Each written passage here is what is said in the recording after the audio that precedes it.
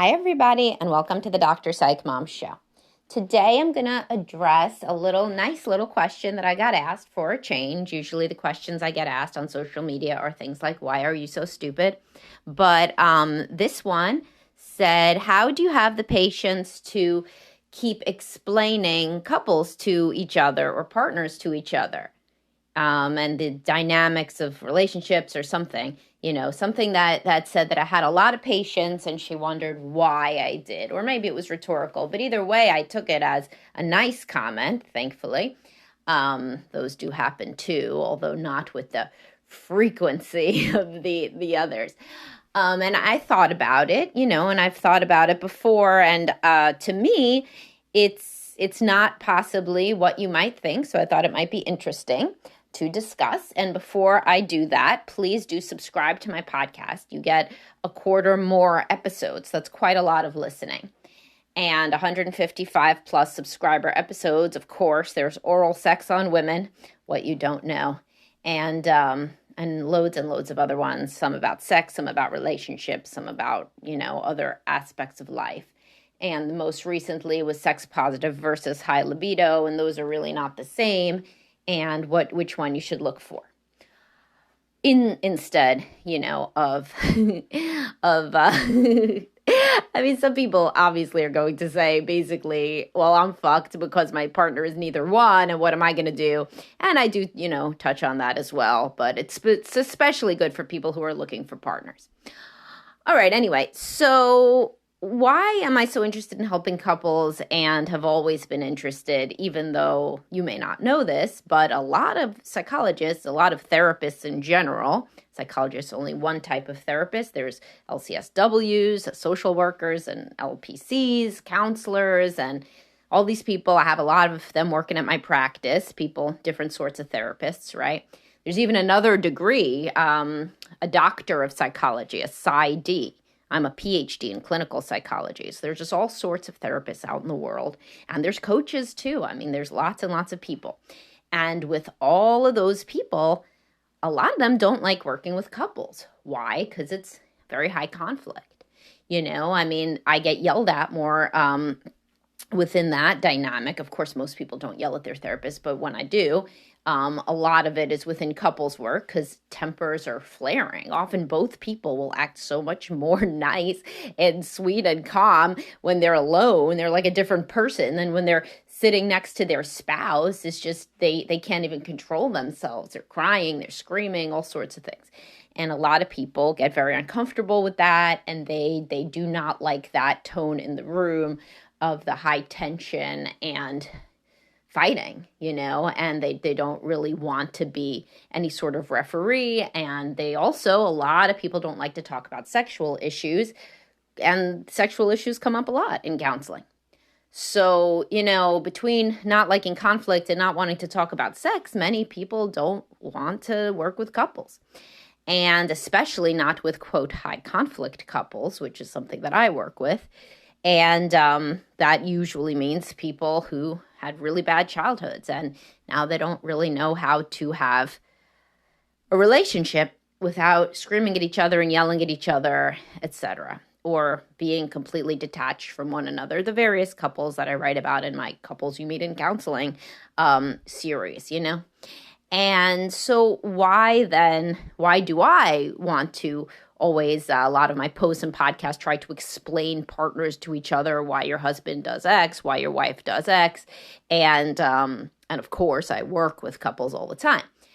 Well, it's not out of any sort of, great love of sitting there watching people yell at each other. In fact, if you're a child, as I've discussed, I grew up as an adult child of dysfunctional family myself, and there was a lot of marital conflict. So it's certainly not great, Of course, then again, I joke that whatever Tiger Woods said, you need like 10,000 hours of practice to be good at something, while the adult children of dysfunctional families have that before they're like 4 years old, in terms of comfort and familiarity with dysfunctional dynamics. So it's certainly not something that is as upsetting as or as scary maybe, or off the wall or unusual as it would be to somebody that didn't grow up with marital conflict, witnessing marital conflict.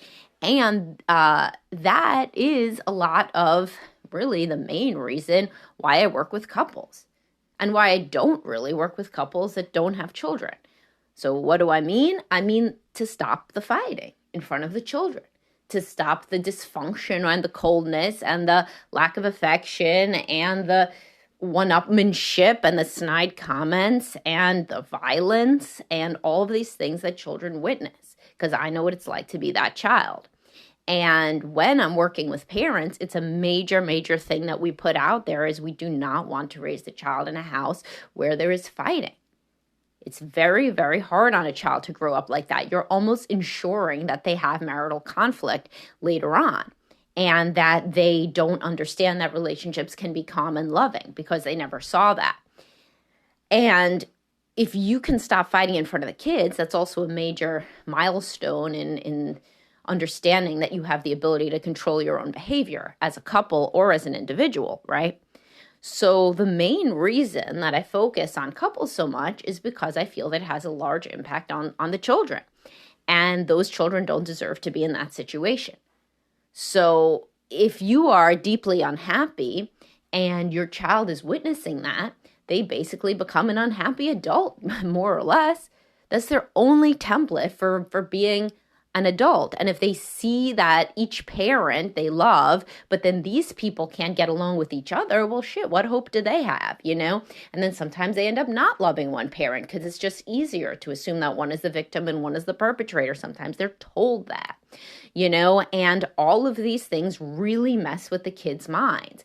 And the kids don't deserve it, right? They didn't choose to be born in a home with a lot of yelling instead of a nice home like they see in their friends' houses.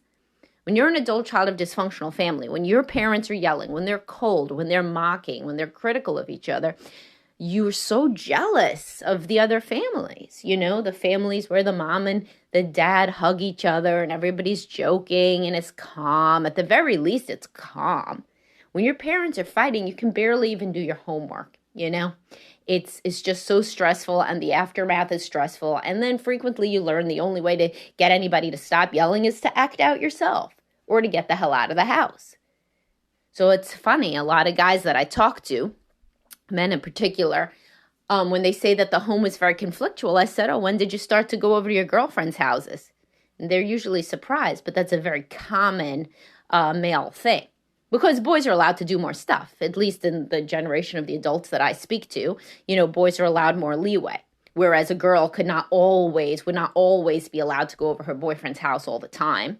In many families, a boy, he starts having girlfriends at like 15. He's part of that family. He's out. He goes from one girlfriend to the other and he never has to go to his crazy house pretty much. And it's a very common sort of escape mechanism. So anyway, working with couples really, really allows me to impact children more than working with children directly. Because when I used to work with children directly, it's very, very upsetting. You can't really make them do anything because you can't even get them in. If the parent decides that they do not like the idea that they're being discussed in therapy or that the child is trying to change any of their behaviors, the parent takes the kid out. You know, you don't see the kid anymore. And there's only so much you can work on a kid's anxiety if the parent is anxious. So you're talking to a kid about their anxiety, and then they go right back into a house where the parents are so anxious that they can't possibly execute on anything you're telling them to do in terms of any exposure therapy or anything like that. Now, of course, some parents are very supportive. But the ones that aren't, you know, it's kind of, there's really no point for the kid to be in therapy. I feel like therapy is a lot better for the parent than for the child because the parent sets the frame for the child. Kind of like Suzuki violin lessons, you know, like the parent teaches the child during the week. But the point is that the parent is the inflection point. Most kids would not need therapy in the first place if they were not learning dysfunctional things from their parents. Obviously, there's a huge genetic component. But so think about it. So let's say that a child is almost exactly like a parent, right? Genetically. Now, it's not 100%, but let's just say for the sake of argument, a child is genetically just like the parent, just a clone, really, of an anxious parent. So how good can they get, really, without, let's say we're not using medicine, because you should, I mean, if it helps your kid, but forget it. Let's just say that the only things that we have there to work on are therapy. Should the therapy go to the child or to the parent? Well, I mean, sure, you could do both, but we don't have a million, man hours here and infinity money. If the parent was to go through therapy, really, really think about how they could change their own frame, how they could act differently, how they could change both their cognitions and their behaviors with CBT. And then they taught that to the child, well, then the child don't have to be in therapy, right? And the parent is exactly like the child in this scenario. And so therefore, as good as the parent can get, is the child can get even better because they're younger, right? And they're healthier and more energy and all of that. The parent is changing the frame. If only the child were to be in therapy, then they're in there for 50 minutes a week, 45 minutes a week, whatever. And then they go back to the same anxious house. So it's basically erases what they do. As they get older, as you become a teenager, then, the therapist can be more impactful, even if your parent is still acting dysfunctional, because again, you start turning more to peers, teachers, coaches, you're looking at getting out to college, but when you're a little kid and you're trying to learn something in therapy, but then it's not done at home, it's like almost impossible to make any progress. There's this new program, relatively new, and maybe it's not, but relatively, I've heard of it relatively recently in recent years, called SPACE, and it is about it teaches parents how to parent their anxious kids differently. And instead of coddling and enabling, which they do with the best of intentions because the child seems so upset all the time, they actually are it's more like exposure therapy. They understand that taking away opportunities is hurting things and in fact making the child feel more weak and more fragile, and it exacerbates anxiety symptoms. And so basically the parents are learning how to parent these anxious children differently. And so that's how I think that it is most impactful for children, is for the parent to go to therapy and understand this stuff so that they could parent differently, right? And couples therapy basically is that, but for relationships. You're teaching a child about relationships by helping the parents be better at relationships. So then they model a healthy relationship, and thereby teach the child how to have a happy relationship. I did a meme, I forget when, but it said something like, how much would you pay for your child to have an internship in how to have a happy and healthy relationship? A little class. How much would you pay? How many hundreds of dollars would you pay? How many thousands of dollars would you pay to know that your child had an increased likelihood of being able to take the things they would learn and have their own happy marriage one day? Well, that's your couples counseling budget, right? So if you would pay $2,000 for that, then that's your couples counseling budget. And most people would pay infinity. Most people would anything that they would pay to massively increase the chances that their child had a happy relationship one day and had skills to be in a happy relationship. And that is what you can do via showing a happier, healthier marriage to your child. And so then it's even in the area of sex, right? So obviously your child doesn't know what you do in the bedroom, but your child can pick up on what sex negativity is, what discomfort with physical affection is. That's a huge part of a relationship. And so when I'm working with people on their sex life, they feel closer, they feel more connected. They're showing that to the child, and they're also showing an increased comfort with intimacy and closeness outside of the bedroom, because if you're having sex, then that carries outside of the bedroom to hugging and touching and all of that. And you're also transmitting a more sex-positive view to your children directly if you've learned how to have a more sex-positive view in therapy. So, as I get older, particularly since I've had my own children, it's not as compelling to work with people without kids. It's still interesting, and eventually they may have kids, or not. And then I'm working with basically, the kids who got fucked up by their parents. There's always a kid involved, whether it's like the child that's inside somebody or whether it's the child that they have, or both. In most cases, both. You could still feel empathy for the child that they were, and they got all fucked up by their parents, right? But usually there's something even more salient and immediate, which is that they have children. This couple has children, and the children are watching. They're always watching. And you only have this small window to change the path, to make your home into a loving and happy home where they see that there's two people happy with each other, instead of a contentious, bitter, disconnected, cold, and frequently volatile and scary home. The cortisol that's released, in the brain and the bloodstream of a child who's witnessing marital conflict, that changes how you are as a person. You become hypervigilant later on. You jump more in if somebody says boo, you jump so much more if you're a kid that's used to like conflict and scariness at home. Just talk to any adult child of a dysfunctional family, whether that's alcoholism or marital conflict or personality disorder or depression or anything. You become super attuned to negativity in your environment because you always had to look out for it to protect yourself. So via couples counseling, you're really changing the dynamic and the tenor of the home. So every kid deserves to grow up in a calm and loving home. The baseline is calm, calm and loving toward them. That's a baseline.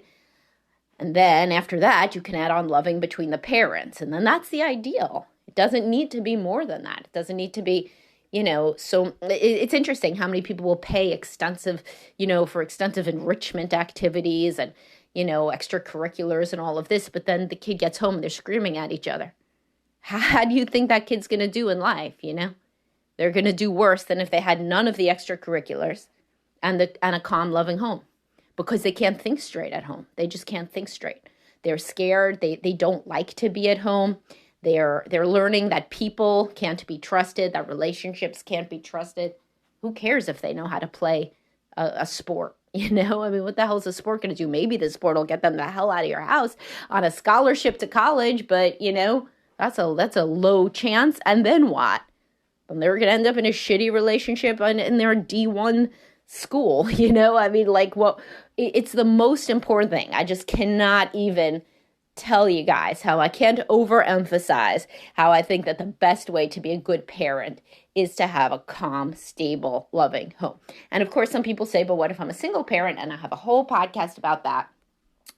So that's certainly not any bad thing. And I have a whole podcast, How Do I Teach My Children About Happy Relationships If I'm a Single Parent? Just put in the word single in the Spotify search bar and you'll get that one. But anyway, I hope you guys appreciated this podcast and enjoyed it.